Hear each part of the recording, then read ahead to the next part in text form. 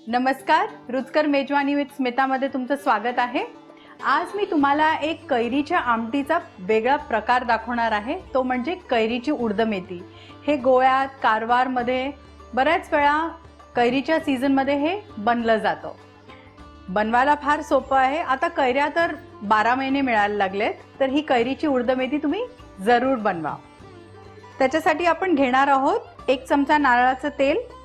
थोडंसं गरम झालं की त्याच्यामध्ये 1 टेबलस्पून कच्चे तांदूळ, 1 टेबलस्पून उडदाची डाळ आणि पाव चमचे मेथीचे दाणे हे आपण जरा ह्याच्यात परतून घेऊया। उडदाची डाळ आपली चांगली गोल्डन झालेली आहे।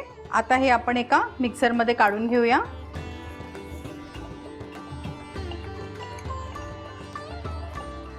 ह्याच कढाईमध्ये आपण आता सुकी मिरची आणि धणे, मी इथे बेडगी मिरची वापरलेली आहे, तुम्ही दुसरी कुठलीही मिरची वापरू शकता। सुकी मिरची 10 सुक्या बेडग्या मिरची आणि 1 टेबलस्पून धणे हे पण मी आता जरा भाजून घेणार आहे, म्हणजे आपल्या उडद मेथीचा रंग खूप सुंदर येतो। हे भाजायला तेलाची गरज नाही आपल्याला, पण हे कोरडेही भाजू शकतो।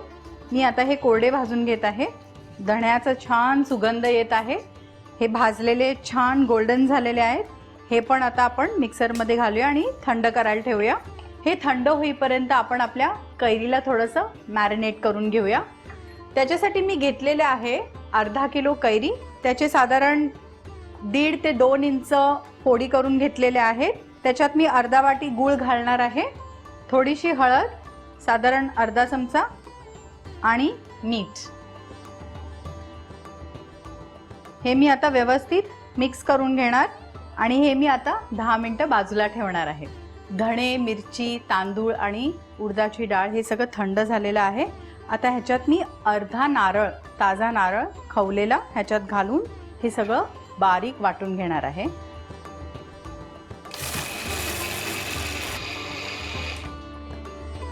अजून थोडंसं पाणी लागणार आहे।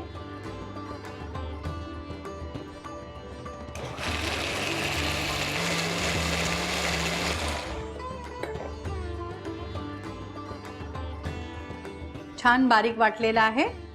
आता आपण आपली फोडणी करून घेऊया। आता ही उडद मेथी बनवायला आपल्याला 4 ते 5 टेबलस्पून कोकोनट ऑइल लागेल। तेल तापलेलं आहे। आता त्याच्यात आपण थोडंसं हिंग,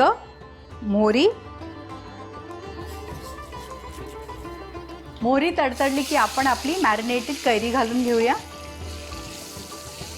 2 मिनिटं ती आपण परतून घेऊया आणि आता आपण आपलं वाटप त्याच्यात घालून घेऊया।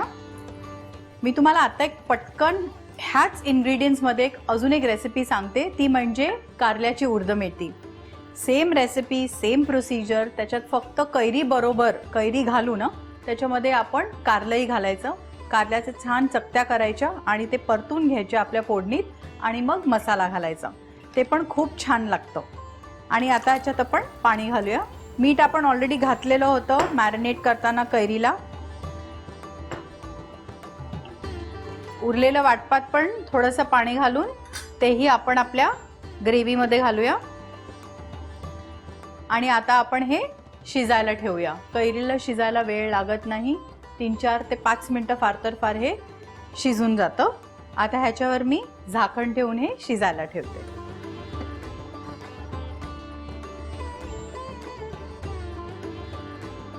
कैरी छान शिजली आहे आणि आपली करी पण जरा छान घट्ट जाड झालेली आहे। ती आपण एका सर्विंग बोल मध्ये काढून घेऊया।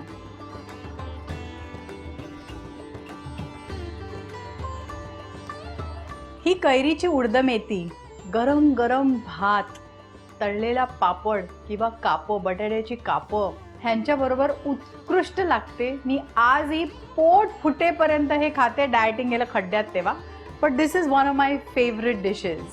सो हे नक्की तुम्ही ट्राय करून बघा आणि मला कळवा। अशाच मस्त मस्त प्रादेशिक रेसिपीजसाठी रुचकर मेजवानीला सबस्क्राइब करा।